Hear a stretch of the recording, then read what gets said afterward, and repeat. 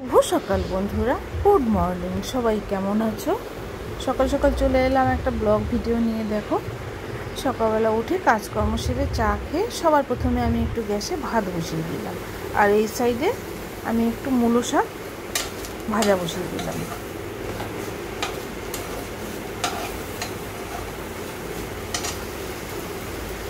এদিকে আমি কী কী রান্না বান্না হবে সেগুলো কেটে বেছে জোগাড় করে নিলাম। ভাতটা নামিয়ে প্যান বসিয়ে আমি একটু তেল দিয়ে দিলাম, এতে দিয়ে দিলাম কালো জিরে। কালো জিরেটা হালকা ভাজা হয়ে আসলে এর মধ্যে একটা রসুন আমি থেতো করে দিয়ে দিলাম।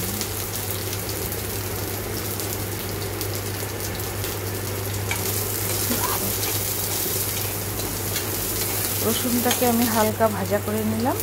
এবারে আমি কিছু সবজি কেটে রেখেছিলাম সেটা এর মধ্যে দিয়ে দিলাম। এর মধ্যে রয়েছে আলু, পটল, বেগুন,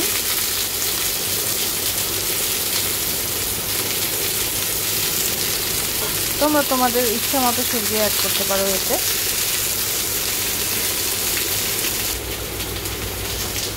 এই সাইডে আমি শাক নামিয়ে কড়া বসিয়ে তেল দিয়ে দিলাম, দিয়ে মাছটা আমি সবার প্রথমে ভাজা করে নিচ্ছি। মাছের ঝোলটা আমি এই সাইডে করে নেব। মাছ ভাজা বসিয়ে আমি এই সবজিটা একটু নাড়াচাড়া করে দিলাম। সবজিটা অর্ধেকটা ভাজা হয়ে আসছে। এবারে আমি লাউ শাকটা কেটে রেখে ধুয়ে রেখেছিলাম সেটাকে এর মধ্যে দিয়ে দিলাম।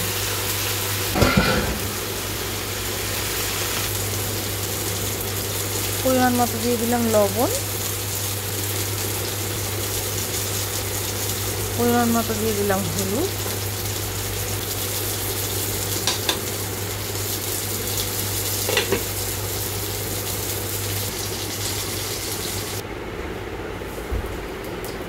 মাছটা ভাজা হয়ে গেছে, এটাকে আমি নামিয়ে নিলাম। নামিয়ে ওই তেলে আমি দিয়ে দিলাম কালো জিরে,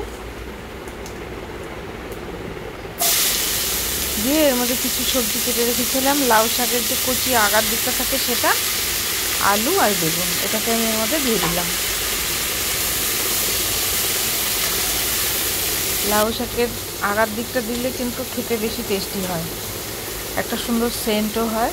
তোমরা যদি না খেয়ে থাকো তাহলে একবার এইভাবে লাউ শাক দিয়ে মাছের ঝোল রান্না করে খেয়ে দেখবে, কিন্তু আলাদা একটা সেন্ট হয়। এইদিকেও কিন্তু আমার সবজিটা ভাজা হয়ে গেছে। একটু পোস্ত, সর্ষে, কাঁচা লঙ্কা আমি পেস্ট করে নিয়েছিলাম সেটা আমি দিয়ে দিলাম। মিক্সি ধুয়ে জলটাও দিয়ে নাড়াচাড়া করে ঢাকা দিয়ে দিলাম। এইদিকে সবজিটা কিন্তু ভাজা হয়ে গিয়েছে, মাছের সবজিটা। এর মধ্যে আমি একটু লঙ্কা, জিরে, হলুদ গুঁড়ো জল দিয়ে ভিজিয়ে রেখেছিলাম, সঙ্গে 2-4 দানা চিনিও দিয়ে দিয়েছিলাম, সেটাকে দিয়ে ভালো করে নাড়াচাড়া করে নিলাম।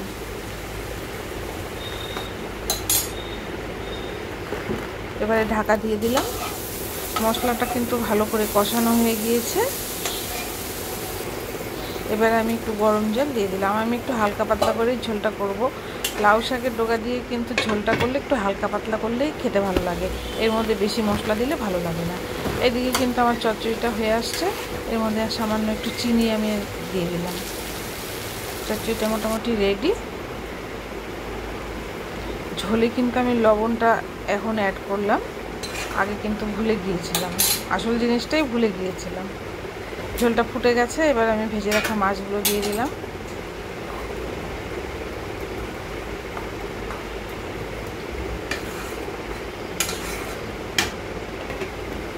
নাড়াচাড়া করে একটু ঢাকা দিয়ে দিলাম। এবারে আমি একটু ধনে পাতা এর মধ্যে দিয়ে দিলাম।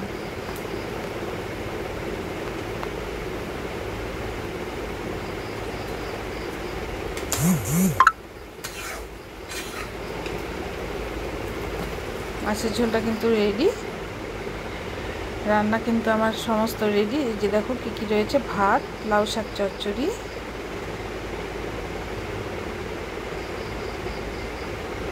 মাছের ঝোল, রুই মাছের ঝোল,